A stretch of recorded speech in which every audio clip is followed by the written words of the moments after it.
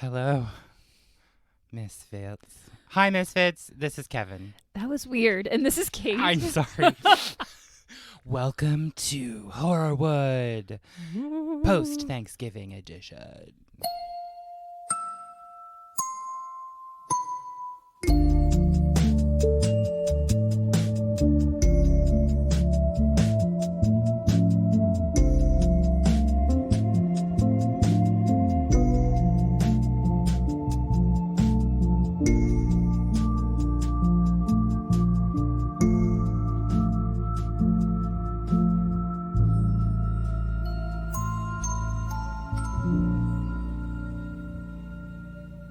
Sorry, I thought I had a hair on my microphone. And I was like, I like your cord.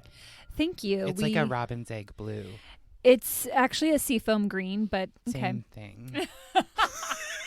I had to buy a new one because our other one gave out. It was on the fritz. It was sad. But you know what? Our amazing Patronian subscribers help us pay for things like that. They do. Thank you. You all deserve to not have microphones cutting out on you. And so thank you to the subscribers. In fact, thank you to our new subscriber who joined the Accomplice tier, Yay. Sarah Pearson Moyers Jordan. Hello, Sarah. Thank you Hey, so Sarah. much. Thank you for joining us. Appreciate it. We love your support. We love all of your support, paid or not. You're all amazing. We have the most amazing listeners. Welcome to the club. It sounds a little culty when we say that. I mean, but in a good way. If yes. Because Because all cults members are like, good. they're like, but my cult is there. Okay. By the way, I saw your picture of David Brandt Berg. Mm-hmm. No wonder that guy had to start a cult to get laid. He was a troll. Oh, living under a bridge with his hippie ideals and his evangelicalism. Yike. Messed up. Oh, that's an episode over on the Patreon, listeners. I covered Rose McGowan and the Children of God cult. But you can see the pictures on Instagram. On Instagram, yeah. Whether you're paid or not. So just know that guy decided to start his own religion / cult. Mm-hmm. And it's a wild one. It's really upsetting. I feel like today's also going to be upsetting. Today is also going to be very upsetting, Kate. Great. So, also happy Thanksgiving. It already happened. It already happened. I know, but I just wanted to say that to your face. I was like, even in real life, it already happened. No, I know. It already happened. I hope everyone had a nice holiday. I hope so, too, because you know what? Family time can be stressful. Holidays can be stressful.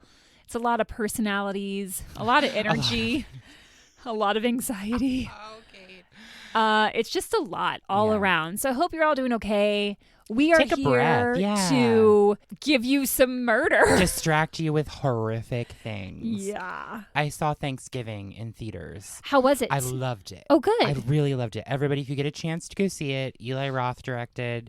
It's a horror movie slasher. It's, think in the vein of Scream with some like comedy. Okay. Really brutal, violent killings. It also felt a bit satirical to me because like the whole opening is like a Black Friday Massacre. Okay. Are we supporting Eli Roth? I can't remember what the stance is on him right now because of some things he has said. I don't know. We might have to look into that. I don't know. But I liked the movie, aside from whatever he's done. Okay. Great. I understand that that's problematic. But I do recommend that movie. All right. Here we go.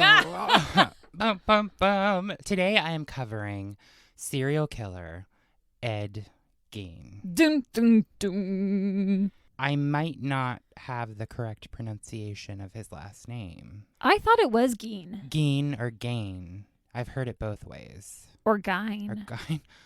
Uh-oh. Gyno. Ooh. No, Oh. That's a you know, I'm not even going to talk about it That's yet. another episode Well, for no, another podcast. No, it'll be this episode. Oh.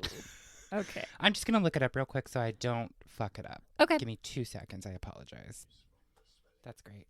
Love it. Gein. I was right. Okay. Just wanted to check. I don't want to, mispronunciations. If any of you have heard me try to pronounce 8 Italian names in succession, you understand.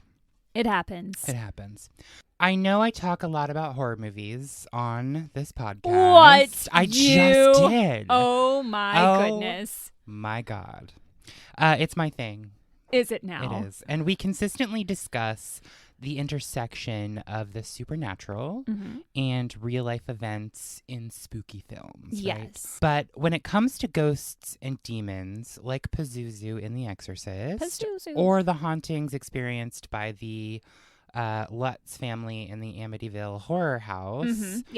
Yeah. we have the option to give into those supernatural elements or just completely dismiss them as a hoax. Don't believe it. Total bullshit type Sure. thing. But how often do we hear characters in scary movies or parents say to children, like, don't worry, it isn't real. Yeah. Like, it's not real. All the time. Tell But the myself most- that every time I watch a horror movie. I tell myself that when I wake up in the morning.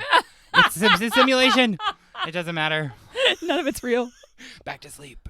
But the most terrifying monsters are among us, Kate. Oh. Ugh. And I can assure you, Misfits, they are very real. Oh, damn. They inspire the horror genre with the terrifying existential realization that the worst can in fact happen to you at any time and no one is always safe. Great. This is really good for my anxiety right now. Loving it. Yay. I started adding, I'm starting to make espresso in my little mocha pot. Thought you were going to say I'm starting to make a little anxiety pill cocktail. I'm a witch Oh, now. I see. And let's talk after. Okay. No, I started making my own espresso and putting it in my iced coffee. We need to have a conversation about this another time, the espresso in the coffee, but we'll save that for later. Okay. Today, we're talking about like an OG killer, serial killer. Mm-hmm. And you know the movies that this inspired. Yep. Psycho, Texas Chainsaw Massacre, The Silence of the Lambs. Mm-hmm. All were inspired by one man's macabre descent into madness and obsession. This is a story of serial killer Ed Gein, the Butcher of Plainfield, also known as the Plainfield Ghoul. Ugh. Ugh, this story is so gross. I had to have I'm some here wine for last it. night to write through it. All right, I'm here for it. I'm Okay, ready. Kate, here we go. Disgust me. Oh, yes. Edward Theodore Gein was born on August 27th, 1906 in La Crosse, Wisconsin. He was born to Augusta Wilhelmine Gein and George Philip Gein. Okay. He was the second of two boys with an older brother named Henry. And here we already run into one of the serial killer benchmarks. His mother, Augusta, was deeply and fervently Religious. Religious. How did I know that's what you were going to say? Always talking about it. God is a witness. I don't know what that means. We're not Which here is to never a good sign. We're not here to like crap on anyone's No. religion. Just- Absolutely not. We just, if it's taken to extremes, it's a problem. Yeah, it's the extremist part of it. Extremist. I don't have any problem with anything else, but okay. She was a devout member of the Lutheran faith and constantly preached about how immoral the entire world was. She just was not having any of it. All right. She shamed drinking and sex, basically anything that's good. She sounds like a real fun time. Yeah, and believed that all women were sex objects, naturally Well. promiscuous, and instruments of the devil. And yet she is a woman. Yeah. This is what is so bizarre to me. I know, right? I mean, like, I wonder if there was so much self-hatred buried in there as well. I mean, there's There had to something be. deep-seated. Yeah. I believe she used to say that women were vessels of sin. I mean, I know I am. Me too, Kate. I sinned at least twice today. Hey. And the day's not over yet. Each afternoon, Augusta would read passages from the Bible in the Old Testament and the Book of Revelation. Good times were had by all, I'm sure, I wrote at the end of this sentence. Excellent. Thank you. I'm writing jokes. Ed's father, George, was a raging alcoholic Oh who my. could not hold a job down to save his life. Ooh. Gein's father had once owned a local grocery store in La Crosse, but Oh. gave it up to move his family out to the country onto a 155-acre farm in the small town of Plainfield, Wisconsin. Okay. The move from La Crosse to Plainfield was his mother's doing. She insisted that they move from what she called a sinkhole of filth. Oh, okay. Good times, right? Sorry for all the people in La Crosse. Yeah, it's not. I'm sure. I haven't looked up. I'll look up pictures. Watch, I look it up, and it's just like It's just like a landfill. his mother utilized living on the farm to isolate her children from the evils of the outside world. Oh, I hate this. She did not want them under the spell of any influence. Ed and Henry would only leave the farm to attend school. That's it. Outside of that, they would mainly spend time doing farm work. Such a lovely childhood, it seems. Wonderful. Not allowed to interact with anyone. Nope. Just doing farm chores all day. Don't know what's happening out in the world. Only what your parents tell you. Mhm. Yikes. From a young age, Ed was often viewed as being a quiet and shy kid. Okay. He had a lazy eye and a speech impediment. So that didn't help other kids try to like glom onto him. His classmates and teachers observed some strange behaviors, like fits of laughing to himself. Okay. I don't necessarily find this weird. I think of funny things all the time, and I laugh to myself constantly. So I don't know if that's an issue or if I have a problem. Well, I mean, you do have some issues and problems, but no, just kidding. I'm kidding. Burn. I'm wondering, was it like a form of Tourette's or something? I don't know. I don't think so. I think because he wasn't able to socialize normally, I think he probably created his own entertainment in his head. His own world. Yeah, in his own little world, which, why not? Or, I mean, yeah, 100% what else is he going to understand. do? Yeah, exactly. Also, he was probably perceived as a little strange because his mother also would not let him have any friends. That's fucked up. Yeah. Any socialization with other children in or outside of school was prohibited. And Ed would be punished for it. What was his punishment? I don't know what they did. I would assume some kind of like grounding or physical violence, but that's just speculation. I didn't find what they did.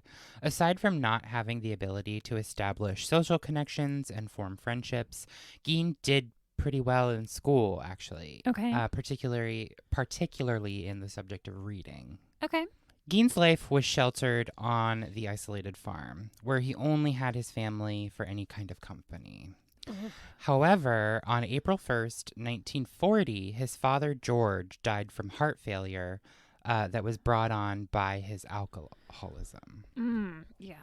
He was only 66 years old at his passing. Oh, wow. Ed and his brother Henry took odd jobs around town to try and bring in some extra income to the family farm. Sorry, I have to pause. I'm just thinking of being isolated with my family and having just spent Thanksgiving with them. You were just isolated with them. I would not do well. and Ed doesn't. So here we go. This is the trajectory that we are all on right now. Whew. Let's breathe. Let's, shake it out. They would act as handymen, and Ed used to babysit for neighbors all the time. Okay.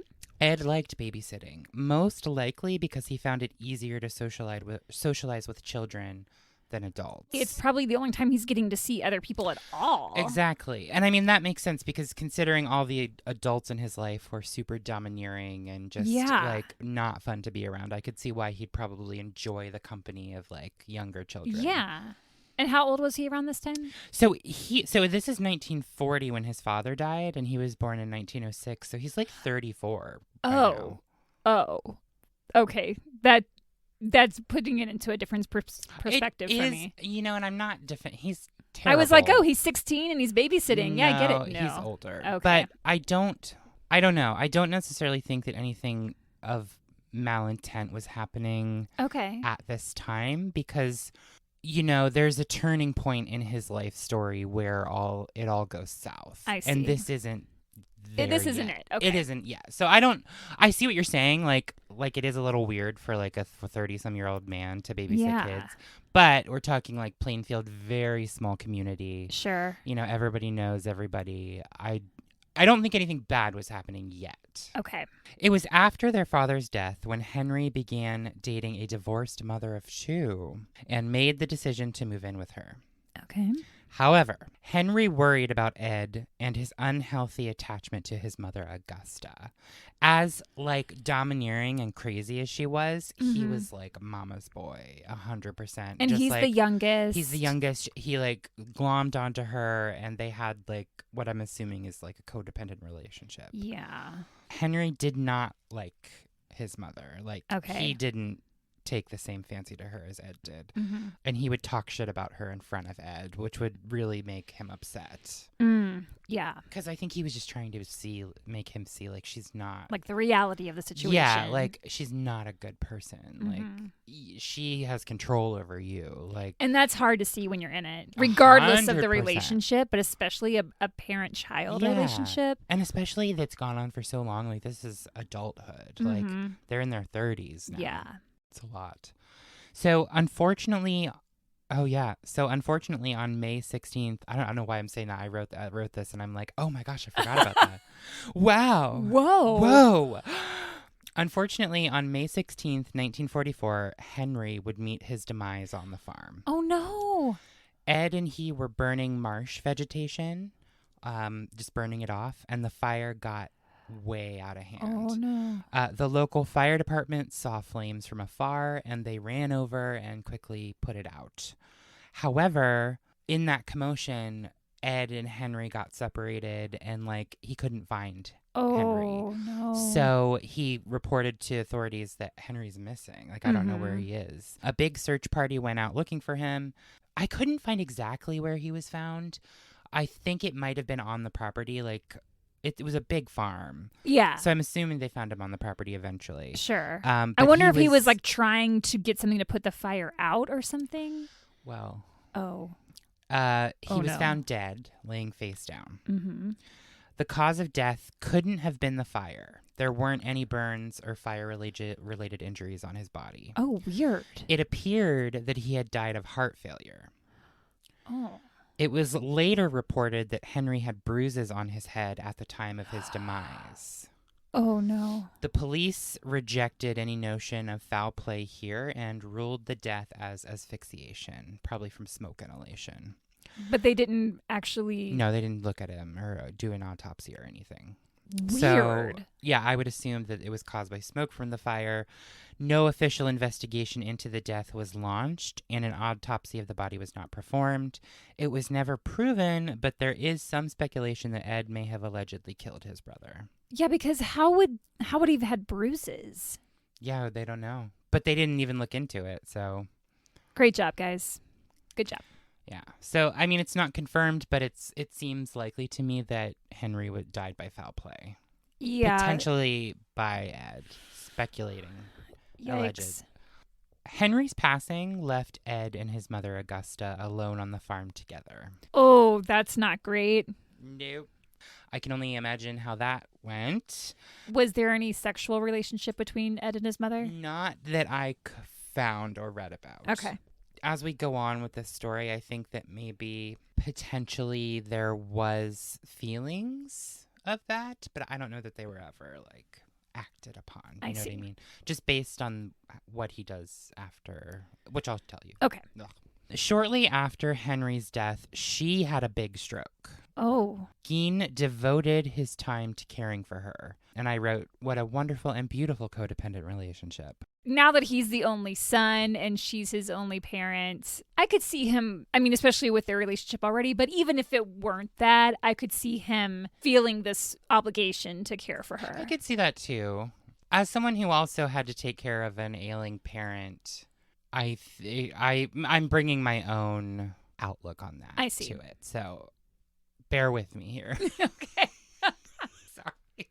It's just like, let me bring my therapy into this and explain to you guys. But you'll see why I'm thinking this as we move along. All right. Augusta had another very bad stroke and passed away on December 29th, 1945 at the age of 67. Oof. Ed was absolutely devastated by her Well, now death he's the only one left in his family. and would never really recover from that trauma. And he also has no friends and doesn't know how to interact with people. So he's Other than, so like, kids. isolated. Yeah, exactly. It sucks. It's just bad circumstances. But again, that doesn't mean that that turns you into a monster. It just means I think that it contributes in some way I to agree. that, whatever that snap is. Mm-hmm. He held on to the family farm and made a living by performing odd jobs around town. Okay. Ed boarded up the rooms that his mother used so as to keep them untouched by anyone else but her. Ugh. This included the upstairs, the downstairs parlor, and the living room. He began to make the house a sort of shrine to his mother. Gein would end up living in a small room that was right by the kitchen. In 1951, he started receiving a farm subsidy from the federal government, so a little extra money was coming in. Is your mic okay? You know, yeah, I'm telling you, there is a hair, and it's like floating right in front of my face. I hate that. I also have a weird, like, gray hair that grows really long out of the side of my ear. That is weird. Isn't that gross? And I'll feel it now and then and just yank it right out. And then I'll toss it to the wind and make a wish. So Gein had a little extra money coming in from the government. He would also go on to work for the local municipal road crew and crop threshing crews in the Plainfield, Wisconsin area. Okay. It's reported that Ed also sold an 80-acre piece of land that used to belong to his brother Henry. So Was it on the same property? I think it was nearby. I don't know that it was okay. actually like part of that 155 acres. I think Gotcha. Henry Had his had own. acquired it. Okay. Yeah. Ed Gein was fully alone after his mother's death. Unsocialized, quiet, and missing the one person that he loved and who loved him back.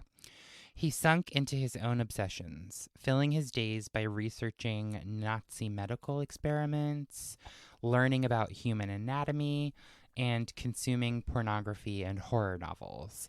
And I just want to point out that you can certainly be interested in all of those things and engage with them in a healthy way. But what was the Nazi thing? Nazi medical experiments. I'm going to say you can't be interested in that in a healthy way. I don't know. I'm morbidly fascinated by it. Like, it's terrible and horrible and disgusting, but like there is something about it to me that's like kind of fascinating in a more historical light. You know, like that's crazy that they were doing all those things. Okay. What were the other things? Kate's like, as this story goes along, you're realizing that like these traits are like me. I'm like, and you're Kevin, like, I think we should just end for today. Also, I got the hair that was on my microphone, so thank you very much. Of course. The other things were learning about human anatomy. Okay. Consuming pornography. And horror novels. Oh, okay. The only thing I'm having is the Nazi struggling medical with experiments. is the That's fair enough. I'll say fair enough. Okay. I don't research that, by the way. I meant I. You don't have to explain yourself. I just meant that I could see why someone might be fascinated by that stuff. Okay. Being alone and fixated on consuming gore and violence was feeding some pretty dark and repressed fantasies. And of course, it wouldn't be long until Ed started acting on these fantasies. No one really suspected anything was going on at the quiet Gein farm in Plainfield, Wisconsin, but it was nothing but horror. Isn't that wild how that can happen? Like, I hear that all the time when look at John Wayne Gacy. Yeah. It's like just a regular old suburban house. You truly never know what is going on behind closed doors. Yeah. Yeah. It's terrifying. Mm-hmm. My God. I mean, I think I like the guys downstairs, but I don't know what they're doing. Ed's unconscionable crimes, I love that word, would not be discovered until the morning of November 16th, 1957, when 58-year-old hardware store owner Bernice Worden vanished. Oh, no, Bernice. The hardware store's truck was seen leaving the rear of the store building at 9:30 in the morning. Not many customers visited the store that day, probably because it was deer hunting season in that area. Bernice's son, Frank Worden, was the Plainfield deputy sheriff at the time. Okay. He came into the store at around 5 p.m. where he found a gruesome sight. Oh. The cash register was open and there were blood stains on the floor. Bernice was nowhere to be found. Frank told investigators that Ed Gein had been in the store the evening before his mother's disappearance. He was supposed to be returning to the hardware store that morning for a gallon of antifreeze. The sales receipt for the antifreeze was the last receipt that was written that morning. Oof. Gein was arrested at a West Plainfield grocery store, and the Waushara, Waushara, I'm just going to say Waushara, Okay. County Sheriff's Department went over to the farm to look around and do a search. Sure. Thinking that, Bernice might be there. She was. Mm. On the evening of November 16th, officers entered the Gein farm. What they found was beyond anything that they could have expected. Oh. There, in a shed on the property. Now, I read 2 different accounts. Okay. Where Bernice's body was found. This one said a shed and one said in the kitchen. Oh. So I'm not sure which it was. But the other details do line up. Okay. So there was the decapitated body of Bernice Worden. Decapitated. She had been hung upside down by her legs with a crossbar at her ankles and ropes at her wrists. She had been shot with a .22 caliber rifle. The torso had been split open and flayed out like a deer. Oh. The mutilations happened after her death. This is an awful thing, but this image kind of stands out to me just being from rural West Virginia and being in town during deer hunting season. It's just this really sort of macabre thing. I remember getting in the car with my mom because she taught in the school district that I went to. And so she would drive me to school and, we'd be driving through the town at 7 in the morning and it's, foggy in November and you're just seeing all these deer carcasses hanging from trees just flayed open. Is that how they... Well, yeah, you have to string them up and cut them open and get all the stuff out. And then you can, It's been a minute since I've hunted my deer. deer. A deer, yeah. I've never done it. I do say it was just a horrible sight, but the jerky that made was amazing. Stop. I can't. I can't even think about jerky in an episode like this. Whoa. My mom's students would bring her bags of deer jerky. So, I can't think about it. Anyway, moving on. Oh, here we go, Kate. Listeners, skip forward 2 minutes if you can't handle really gruesome stuff. Can I skip forward 2 minutes? No, Kate leaves and then comes back. You have to edit this. Oh, yeah. I have to listen to it no matter what. Okay, but the body of Bernice Worden was not the only atrocious sight the deputies at the Gein farm would find. After searching the farm and house, authorities found the following. Oh. It's a list. Oh. Whole human bones and fragments. A wastebasket made of human skin. Oh. Human skin covering several chairs. Oh. Skulls on bedposts. I can't. Female skulls, some with the tops sawn off. Bowls made from human skulls. Corset made from the female torso, skinned from shoulders to waist. What? Leggings made from human leg skin. Masks made from the skin of female heads.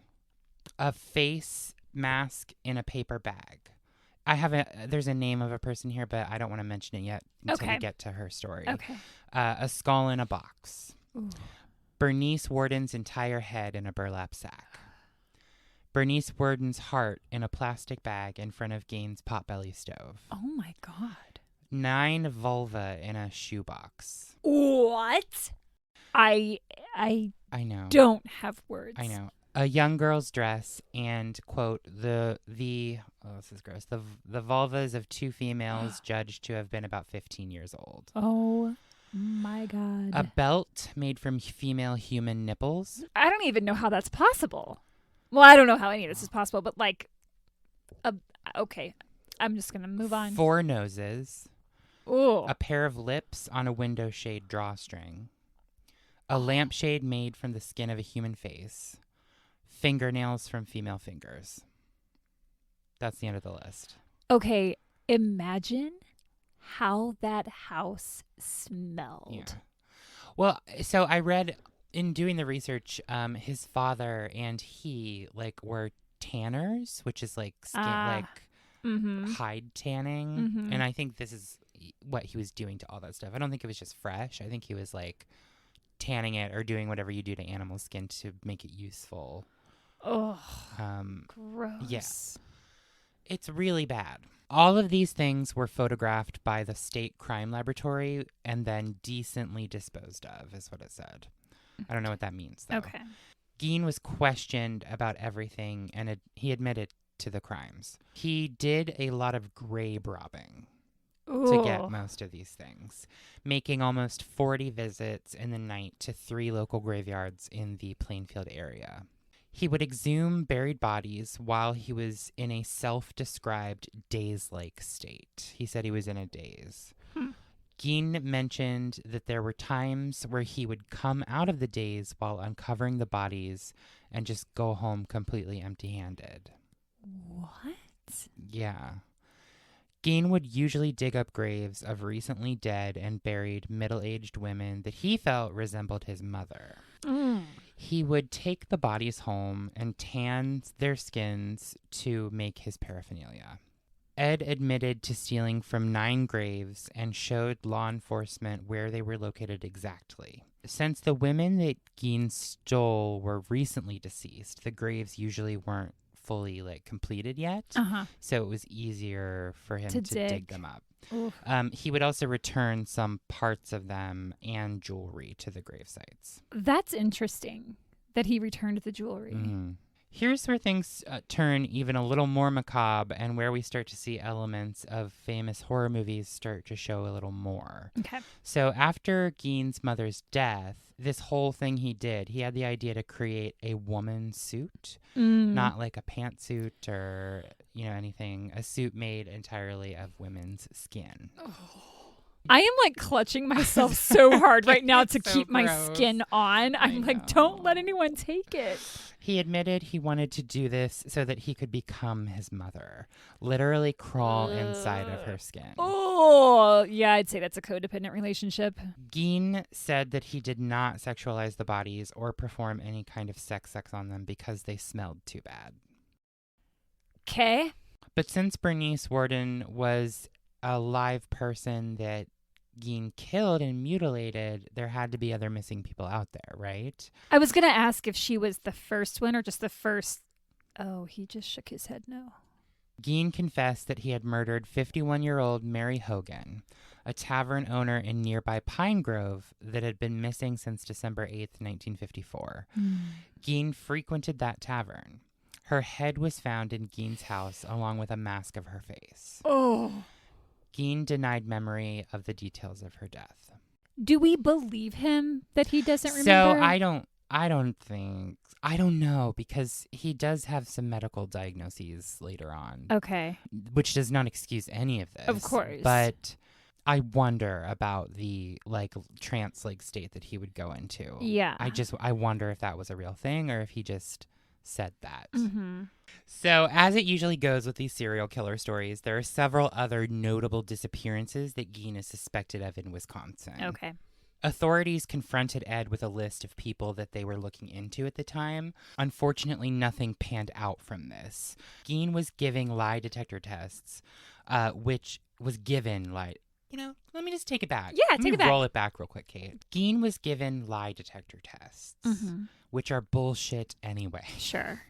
But at this time, they had much more merit, right? I see. So those tests came back that he was telling the truth, that he had nothing to do with those other disappearances. Oh, okay. And he was exonerated from that list of suspected additional victims. So I just need to say that I'm going to talk about them. Okay. And why they might be related, but it was never proven. It was never given, I think, more merit than it could have or should have been given. So we don't know. Okay. So Bernice and Mary Hogan and Bernice Worden were the 2 living women that he killed. And that he admitted And to. that he admitted to killing. Okay. 4 psychiatrists concluded that Ed's fixation was only directed toward women that resembled his mother, making it less likely that he was involved in the other disappearances. Because they didn't fit the victim profile? Right. Okay. Bless you. What's happening over here? I honestly think it's this closet. Because I feel like the second I step into this closet, I'm constantly clearing my throat. You're sneezing. You're burping. Farted a couple times. I'm just kidding, Kate. I would not do that in here. That's mean. But eventually I'd like to move up to my office whenever I can get it soundproofed, which is going to be a while. Let's put egg cartons all over the walls. Can you imagine? That'd be fun. Okay, so Georgia Jean Weckler, who was an 8-year-old, she had disappeared from her farmhouse in nearby Fort Atkinson on May 1st, 1947. She had been given a lift home from school by a neighbor who dropped her off at the lane that led from U.S. Highway 12 to the Weckler farm, to her family's farm. Oh, okay. Weckler was last seen pausing to open the mailbox at the end of the road, pulling out the mail, and that was the last time she was ever seen. Oh. People who saw her checking the mail reported seeing a dark-colored vehicle, which was a 1936 Ford sedan with a gray plastic spotlight in the vicinity that afternoon. Okay. Gein owned a black 1937 Ford, but that, I don't know. So are you thinking like maybe people knew that he had that kind of vehicle and they're like, oh, you know what? That is the one that I saw. I think that's probably what. You know, he gets caught and admits to all of this horrific stuff. Of course, people are going to be like, well, maybe he's connected to this. Sure. And maybe he did this and that. And it just, unfortunately, we don't know. We don't know, and it was never proven. Okay. So I'm telling you these, but I'm also, like, take it with a grain of salt because who knows if he was even involved or anything, you know? It's the time, the place, Right. It's all the other things outside of it that we can't really make a determination on. Okay. But I still think it's interesting to talk about, you know, potential connections. So there's also a 15-year-old named Evelyn Grace Hartley who went missing while she was babysitting a 20-month-old girl at the home of a La Crosse State College professor, Viggo Rasmussen, on October 24th, 1953. That evening, her father, Richard, called the Rasmussen house a few times after she failed to check in at 8:30, and he didn't receive any kind of answer. So naturally, he's freaking out, and he goes over to the Rasmussen house only to find that the doors are locked, the lights and radio are on, and there's items just kind of scattered all over the house. The living room furniture had been moved all around to different places. Weird. Along with Evelyn's school books as well. Richard found her shoes in different rooms. One was upstairs and another one was downstairs, and he found a pair of her broken glasses upstairs. Richard did not find Evelyn in the house. After Gein's arrest, he was questioned regarding Evelyn's disappearance, but he denied any involvement, passed those lie detector tests, and police didn't find any trace of Evelyn's remains during the search of his property. Okay. Because if he's killing to make this skin suit, so everything that he takes, he's keeping and utilizing. Right. Usually, that we know. Okay. You know, I don't know. You know what I mean? I mean, why all the vulvas? I don't know, Kate. Okay. Victor Harold Travis, who was 41, was a resident of Adams County nearby. He went off deer hunting in the company of his 43-year-old acquaintance Raymond Burgess, who was a resident of Milwaukee, on November 1st, 1950. Okay. In the late afternoon, the pair stopped for refreshments at Mac's Bar in Plainfield. At around 7 p.m., they both left the bar, got into a car, and drove away. The hunters, along with the car that Burgess was driving, were never seen again, and none of... Oh, weird. Yeah, and no trace of them was ever found. What? Travis and Burgess had been hunting on the farm next to Gein's despite his objections on the day of their disappearance. The car wasn't even found. Yeah. That's strange. Were there bodies of water nearby? Or do we know? I don't think so. I don't think so. Okay. Gein had also been tentatively linked to a disappearance of his neighbor James Walsh, who was 32. Walsh and his wife lived near Gein, who performed chores for her after her husband went missing. So her husband, James Walsh, goes missing, and Gein goes over there to help her out and do chores for her. I see. At her house. Gein was also investigated for potential involvement in the disappearance of Irene Keating, age 30, who was last seen in Plainfield, and in the attempted abduction of Judy Rodencal, age 16, from Auroraville. Oof. So there's a few other people in there who, you know, disappeared at the same time that Gein was doing this, because he was active from 1946 to 1957 when he was caught. Okay. So these are kind of all the disappearances that happened in that area that are unsolved. in between that time that are unsolved. Got exactly. it.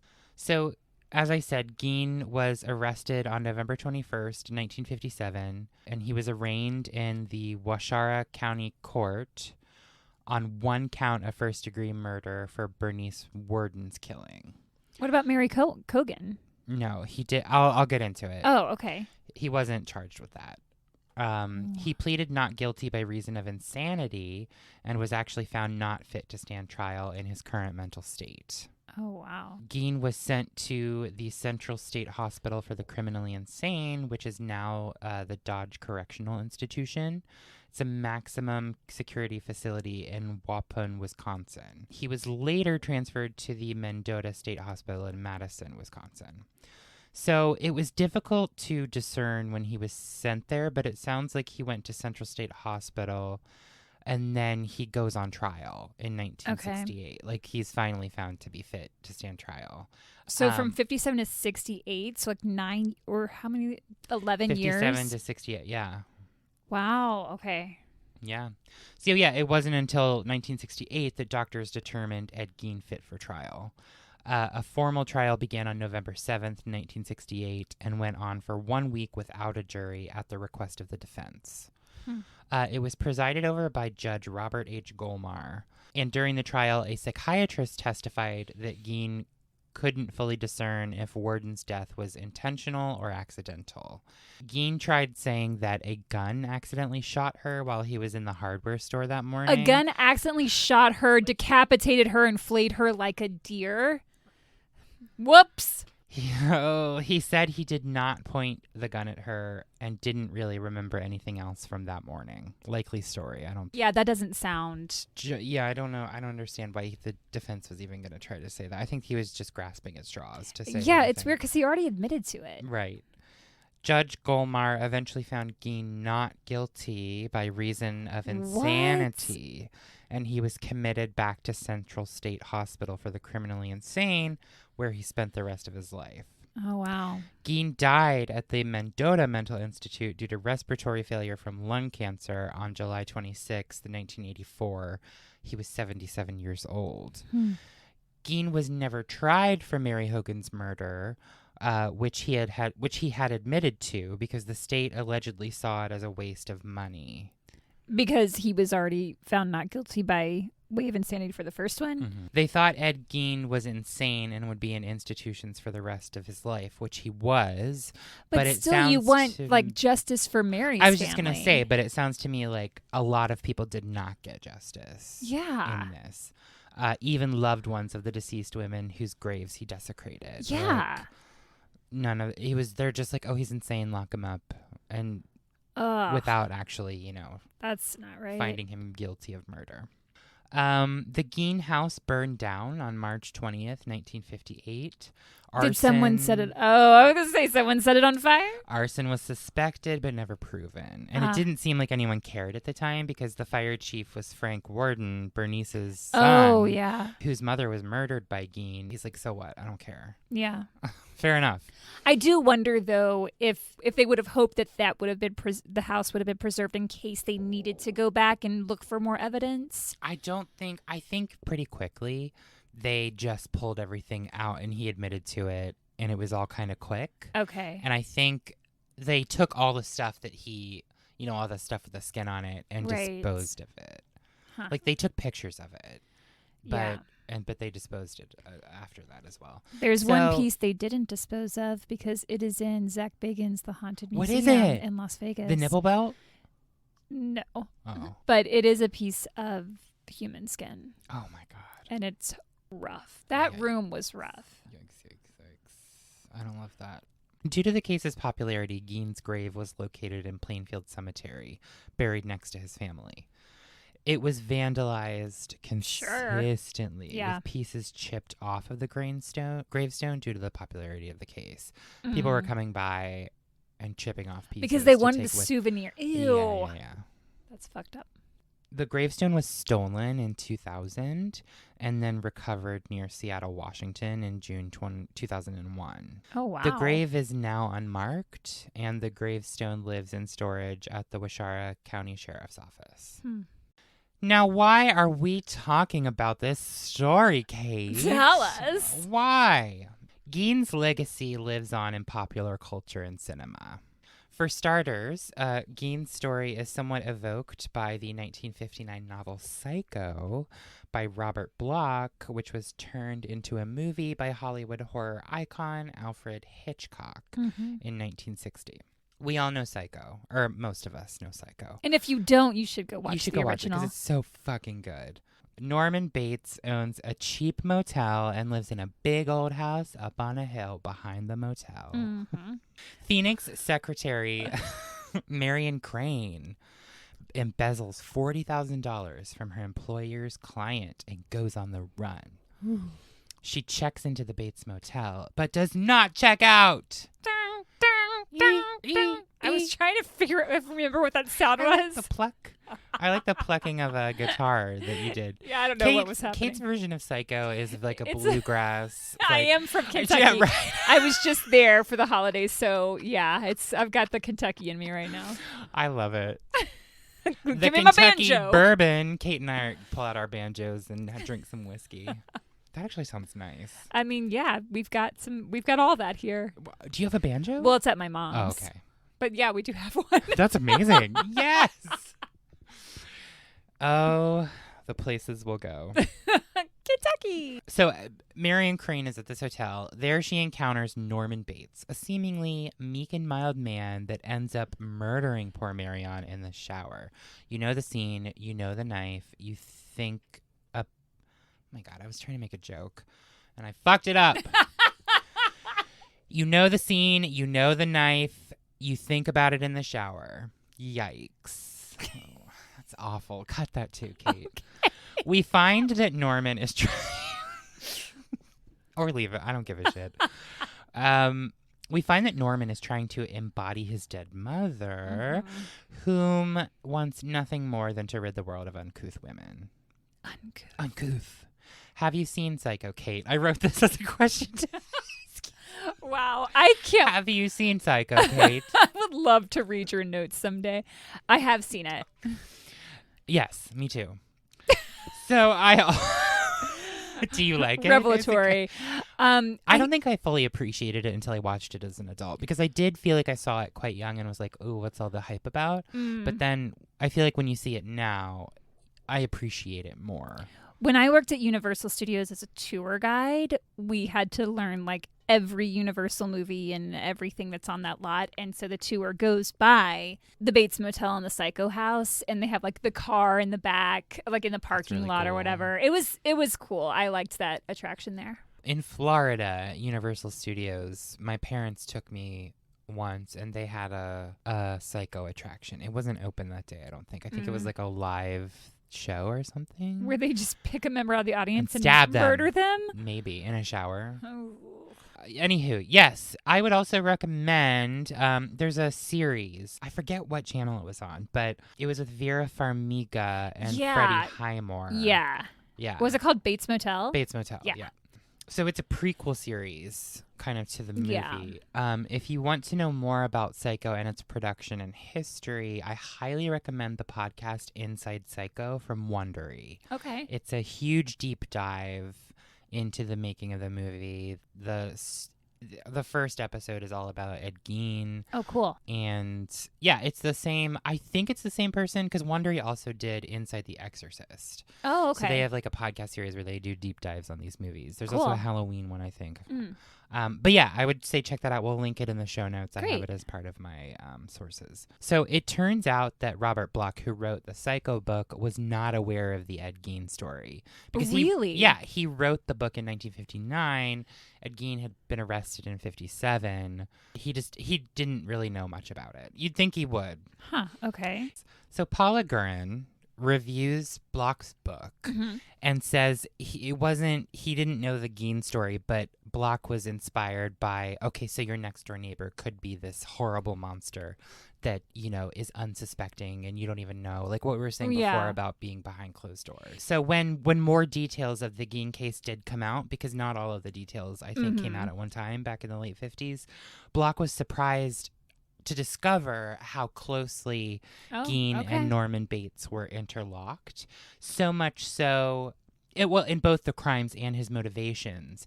And he actually inserted a line alluding to Gein in one of the final chapters of the book to create a parallel. I see. Like when he wrote when he planned the story, he didn't know about the Gein case, but then he was like, "Oh shit, it sounds exactly like my character." So he like alluded to Gein in a final chapter of the book. Isn't that weird that like his idea and Ed Gein existed in the same time? Yeah. It's kind of freaky. It is scary. Yikes. Hitchcock has been upfront about the fact that Norman was Block's creation, and he simply adapted him for the screen.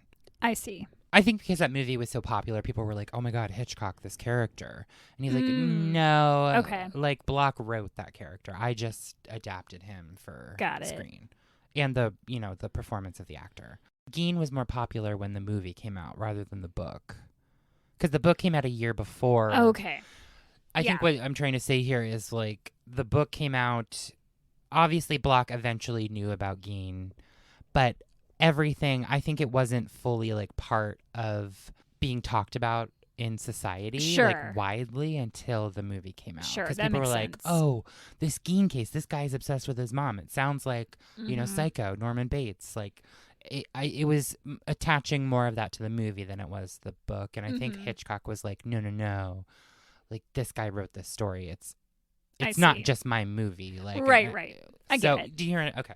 And it says here that Gein may have played a slightly larger role in inspiring Anthony Perkins' performance as Norman Bates. Thank you for saying Anthony Perkins, because the last 10 minutes I was like, what was that guy's name? And I could not think of it. It was like the tip of my tongue. Yes. And Janet Leigh plays Marion Crane, and Janet Leigh is Jamie Lee Curtis's mother. Yes, and the blood was chocolate sauce. Delicious.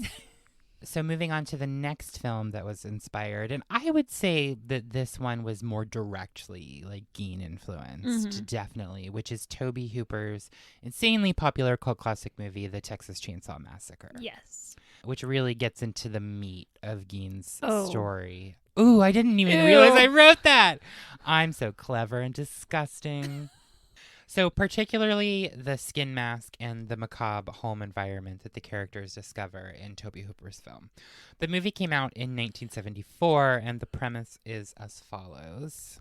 I don't like writing premises, so I take them from IMDb. This one is, as people know, this one is written by Derek O'Kane. Thank you, Derek O'Kane. Yep. The year is 1974. A group of 5 close friends are heading through the back roads of Texas en route to their grandfather's potentially vandalized grave. Among them are Sally Hardesty and her brother Franklin, who is disabled and in a wheelchair. They encounter an unpleasant hitchhiker named Neil, who slashes both himself and Franklin with a wicked-looking knife.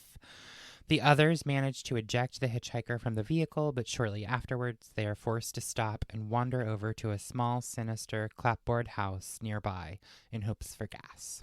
What none of them realize is that in this house is the home of the ghoulish Leatherface and his evil, demented family of cannibalistic psychopaths.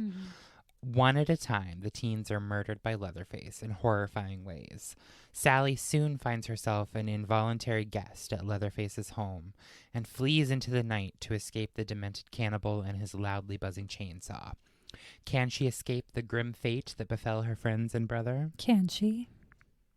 Watch the movie and find out. Tobe Hooper, who directed this, grew up in Texas, and in a 1997 documentary interview, he talked about the inspiration for the movie, and he said that he had heard stories of Gein's crimes from family members that lived nearby. Can you imagine if Ed Gein was your neighbor? Oh, yuck. Oh. He said, I grew up with that as like a campfire tale. Mm. A horror tale you tell in the woods, he said. I don't really know the man's name. I didn't even know about Ed Gein. I just knew about something that happened that was horrendous. But that image really stuck, and I grew up with that kind of burning in my mind. The film features an opening narration implicitly suggesting that elements of the plot actually happened in, quote, one of the most bizarre crimes in the annals of American history. But in reality, the film merely borrowed elements from Gein's case. Mm-hmm. I remember when I first saw it, I had Yeah. to look it up, and I was like, is this based on a true story? Like, is this happening? It's an intense movie. Mm-hmm. It's really intense. I wouldn't say it's one of my favorites, but it is hard to watch. And it does do a really good job of kind of keeping you at a very high level of anxiety and tension. And that scene where they're in the dining room. I was just going to say, that's the one thing, that's the scene that sticks out in my mind. I mean, that's the scene that they put, I think, on the most scary scenes in horror movies on that Shudder series. But I remember I read a little bit about that recently, and they shot that in Texas, like during the summer. So it was like high 90s, Gross. crazy, and like they had to use black curtains to block out the sun in the house. Ugh. So it was just sweltering in there Yeah. when they were filming that scene. And like the close-ups of Sally's eyes, like basically going insane, were like pretty much real because they were like, she's probably about to pass out. right, from heat exhaustion. My goodness.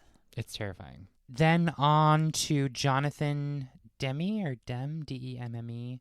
I think it's Demi.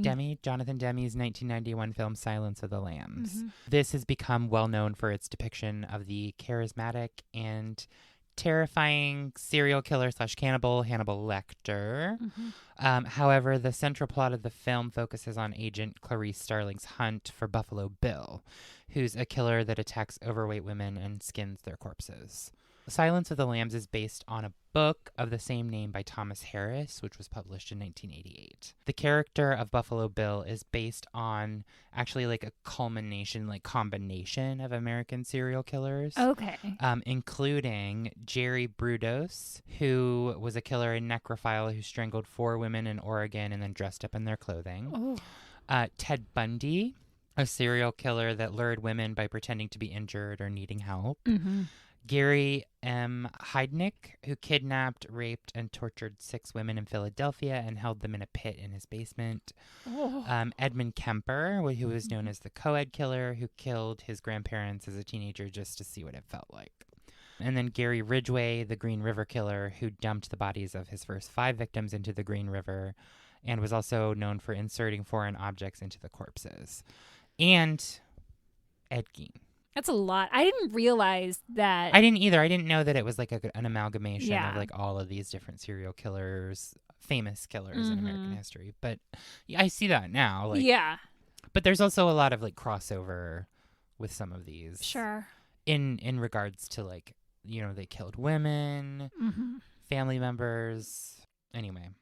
Thomas Harris took inspiration from Gein's obsession with corpse mutilation and desire to become his mother through a collection of women's skin.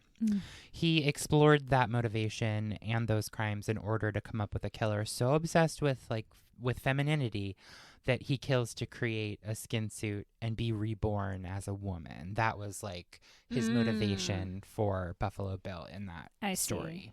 Which is really interesting. And so, you know, there are many other films out there that borrow from Gein's story, and these are just 3 of them. They're the kind of the main ones that really focus on parts of it. I think there are comprehensive lists out there with other movies, which I'll link in my show notes if you want to take a look at this. I don't want to go into too many more. Sure. Just these are the big ones that got inspired in Hollywood. And of course, the Wondery Inside Psycho podcast is really great. So some of the horror genre tropes and stories that we're all familiar with have a basis in Ed Gein's story. Skin suits, masked killers, like redneck monsters, corpse mutilation. There was so much horror and also a deep and macabre sadness that led to this absolutely deranged behavior. And it's fascinating and also horrific, and I can see why filmmakers would be drawn to sort of using these, using this story of a man losing his grip on reality and committing unspeakable, murderous, and invasive acts. Mm-hmm. Gein has gone down in history as one of America's most famous serial killers. And that is the story of Ed Gein and the movie characters he inspired. That was gross. Thank you. I told you. Yeah, there's just some of the parts that they found, like the lips for the, like, what was it on the the string on the light cord or whatever? Or was it the blinds? Blinds. It was like a window shade. He's like using these things as like on a daily decor basis, right. and stuff, and like the skulls on the bedpost. And I'm still baffled by the vulvas. I feel like that's some kind of like issue against women, some hatred towards... I think absolutely, because he loved his mother and his mother loved him, but she instilled in him such an intense hatred of women. I was gonna say, did he love her and also hate her? Like, was there a sense of... He might have. Resentment towards her? I don't know. But he was doing this because he wanted to be her as well. That's just... I don't even know the psychology of all of that. That is... Yeah, I don't know deep. either. And he did eventually get diagnosed with schizophrenia when he was at the mental institution in between, admitting and going to trial. Yeah. So I feel like mental illness had a part to play in some aspects. Uh-huh. But again, like that psychology of like codependency and attachment, I don't know. I can't speak to it. But yeah, I feel like there's a lot there that you can unpack for sure.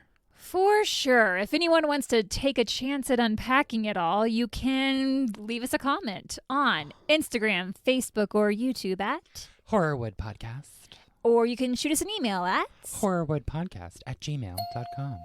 And you can also jump over to Patreon if you have some loose change in your pocket and you want to give it away at patreon.com/horrorwoodpodcast. Woo! Don't do murder and don't flay things. Don't make a skin suit. Don't do that. Okay, bye. Bye.